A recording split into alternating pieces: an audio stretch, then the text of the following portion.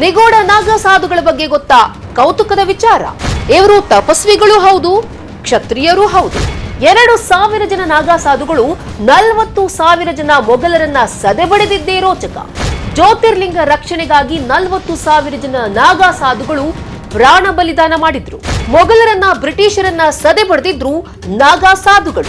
ಮೊಘಲರಿಂದ ನಾಗಾ ಸಾಧುಗಳು ದೇವಸ್ಥಾನಗಳನ್ನ ರಕ್ಷಿಸಿದ್ದೇ ರೋಚಕ. ನಮಸ್ಕಾರ ವೀಕ್ಷಕರೇ, ನಾಗಾ ಸಾಧುಗಳ ಬಗ್ಗೆ ನಾನು ನಿಮಗೆ ವೆರಿ ಇಂಟ್ರೆಸ್ಟಿಂಗ್ ಕೌತುಕದ ವಿಚಾರವನ್ನ ನಿಮ್ಮ ಮುಂದೆ ಇಡ್ತಾ ಹೋಗ್ತೇನೆ. ನಾಗಾ ಸಾಧುಗಳು ಬ್ರಿಟಿಷರನ್ನ ಮೊಘಲರನ್ನ ಸದೆಬಡಿದಿದ್ರು ಅನ್ನೋ ವಿಚಾರ ನಿಮ್ಗೆ ಗೊತ್ತಾ? ಸಾಮಾನ್ಯವಾಗಿ ನಾವೇನ್ ಅನ್ಕೊಂಡಿರ್ತೀವಿ, ನಾಗಾ ಸಾಧುಗಳು ಅಂತ ಹೇಳಿದ್ರೆ ಮೈಗೆಲ್ಲ ಬೂದಿ ಬಳ್ಕೊಂಡು ನಿರ್ವಸ್ತ್ರರಾಗಿರ್ತಾರೆ, ಜಗತ್ತಿನ ಮೋಹವನ್ನ ಕಳೆದುಕೊಂಡು ತಮ್ಮದೇ ಆದಂತಹ ಆಧ್ಯಾತ್ಮಿಕ ಲೋಕದಲ್ಲಿರ್ತಾರೆ ಅಂತ.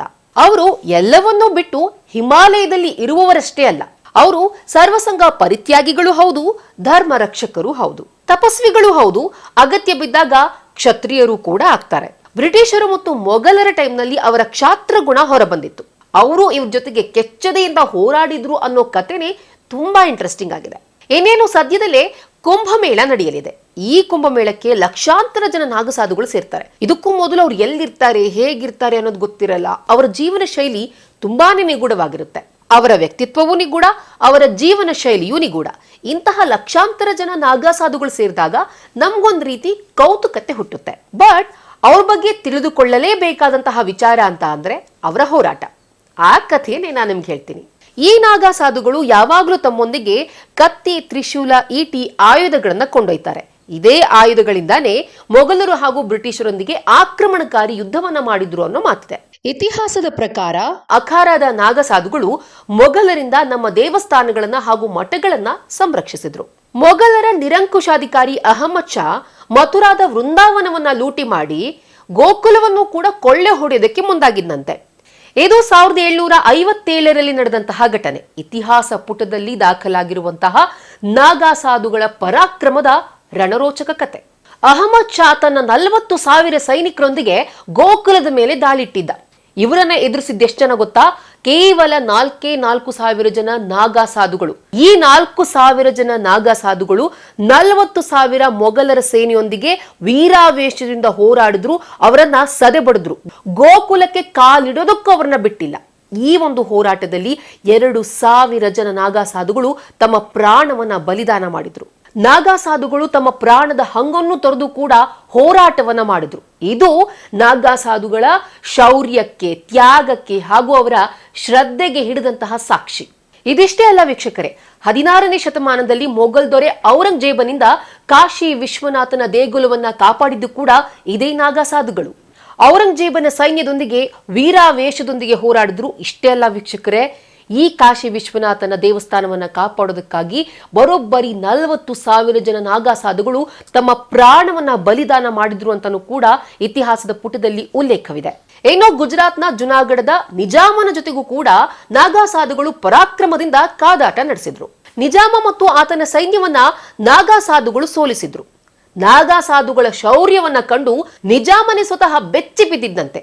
ಅವರ ಪರಾಕ್ರಮವನ್ನು ನೋಡಿ ಅಚ್ಚರಿಗೊಂಡಿದ್ದಂತೆ. ಎಷ್ಟರ ಮಟ್ಟಿಗೆ ಅಂತ ಹೇಳಿದ್ರೆ, ನಾಗಾ ಸಾಧುಗಳಿಗೆ ತಲೆಬಾಗಿ ಅವ್ರ ಜೊತೆ ಒಪ್ಪಂದ ಮಾಡಿಕೊಳ್ಳೋದಕ್ಕೂ ಕೂಡ ನಿಜಾಮ ಮುಂದಾಗಿದ್ದ. ಜುನಾಗಢವನ್ನ ಅವರಿಗೆ ಹಸ್ತಾಂತರಿಸುವ ನೆಪದಲ್ಲಿ ಊಟಕ್ಕೆ ನಿಜಾಮ ನಾಗಾ ಸಾಧುಗಳನ್ನ ಆಹ್ವಾನಿಸಿದ್ದಂತೆ. ಆದರೆ ಪಿತೂರಿ ಮಾಡಿ ವಂಚನೆ ಹೂಡಿ ನಾಗಾ ಸಾಧುಗಳ ಊಟದಲ್ಲಿ ವಿಷ ಹಾಕದ. ವಿಷಪ್ರಾಸನವಾಗಿ 100ಕ್ಕೂ ಹೆಚ್ಚು ಜನ ಸನ್ಯಾಸಿಗಳು ಸಾವನ್ನಪ್ಪಿದ್ರು. ಬದುಕುಳಿದವರು ಜುನಾ ಅಖಾರವನ್ನ ರಚಿಸಿದ್ರು. ಮೊಘಲರ ಪರಾಕ್ರಮವನ್ನ ಇನ್ನೊಂದು ಕಥೆಯಲ್ಲಿ ನಿರೂಪಿಸಲಾಗಿದೆ. ಮೊಘಲರ ಆಕ್ರಮಣಕಾರಿ ಜಹಾಂಗೀರ್ ಕುಂಭಮೇಳದಲ್ಲಿ ಪಾಲ್ಗೊಳ್ಳೋದಕ್ಕೆ ಹೊರಟಿದ್ದಂತೆ. ಈ ಸಮಯದಲ್ಲಿ ನಾಗಾ ಸಾಧುಗಳು ಒಂದು ಉಪಾಯ ಮಾಡಿದ್ರು. ಏನಪ್ಪಾ ಉಪಾಯ ಅಂತ ಅಂದ್ರೆ, ಶೈವ ಮತ್ತು ವೈಷ್ಣವಯತಿಗಳು ಒಟ್ಟಾಗಿ ಪಿರಾಮಿಡ್ ನಿರ್ಮಿಸಿ ರಹಸ್ಯ ಯುದ್ಧದಲ್ಲಿ ತೊಡಗಿದ್ರು. ಒಬ್ಬ ಸನ್ಯಾಸಿ ಪಿರಾಮಿಡ್ನ ಮೇಲೆ ಏರಿ ಜಹಾಂಗೀರ್ಗೆ ಇರಿಯೋದಕ್ಕೆ ಚಾಕುನ ಬಳಸ್ದ. ಮೊಘಲರ ಮೇಲೆ ಇವರಿಗೆ ಅದಮ್ಯ ಕೋಪ ಇತ್ತು. ಆಯುಧಗಳನ್ನ ಹೊತ್ತಿರುವ ನಾಗಾ ಸನ್ಯಾಸಿಗಳು ಮೊಘಲರ ವಿರುದ್ಧ ಹೋರಾಡಿದ್ರು. ಈ ಮೂಲಕ ಮೊಘಲರನ್ನ ಸದೆಬಡಿದಿದ್ರು ನಾಗಾ ಸಾಧುಗಳು. ನಾಗಾ ಸಾಧುಗಳ ಪರಾಕ್ರಮಕ್ಕೆ ಮೊಘಲರು ಕೂಡ ಆಶ್ಚರ್ಯಚಕಿತರಾಗಿದ್ರು, ಬೆಚ್ಚಿ ಬಿದ್ದಿದ್ರು. ಕೇವಲ ಮೊಘಲರು ಹಾಗೂ ನಿಜಾಮರ ವಿರುದ್ಧ ಮಾತ್ರವಲ್ಲ, ಬ್ರಿಟಿಷರ ವಿರುದ್ಧವೂ ಕೂಡ ನಾಗಾ ಸಾಧುಗಳು ತಮ್ಮ ಎದೆಯೊಡ್ಡಿ ಹೋರಾಟವನ್ನ ಮಾಡಿದ್ರು. ನಿಜಕ್ಕೂ ನಾಗಾ ಸಾಧುಗಳ ಈ ಒಂದು ಪರಾಕ್ರಮವನ್ನ, ಶೌರ್ಯದ ಬಗ್ಗೆ ಕೇಳ್ತಾ ಇದ್ರೆ ರೋಮಾಂಚನಕಾರಿ ಅನ್ಸುತ್ತೆ, ಮೈ ಜುಮ್ ಅನ್ಸುತ್ತೆ. ನಾಗಾ ಸಾಧುಗಳನ್ನ ಶಿವನ ಯೋಧರು ಅಂತಾನೆ ಕರೆಯಲಾಗುತ್ತೆ.